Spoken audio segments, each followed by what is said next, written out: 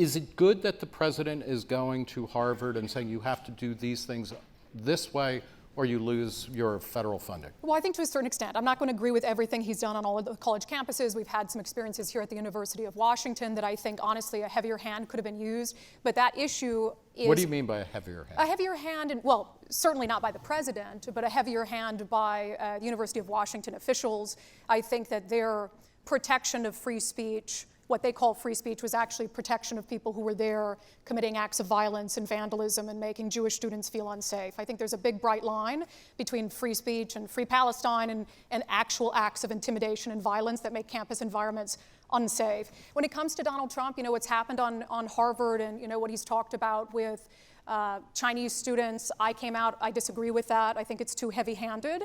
But at the same time, these universities are allowing their campuses to become these breeding grounds for people who are violent activists, who are sowing division on campuses, who are making certain segments of the campus population and students feel unsafe. Nadine, over the years, you've been critical of places like Harvard for the way that they suppress speech. Is going after anti-Semitism on campuses at places like Harvard, is that good for the president to be doing that?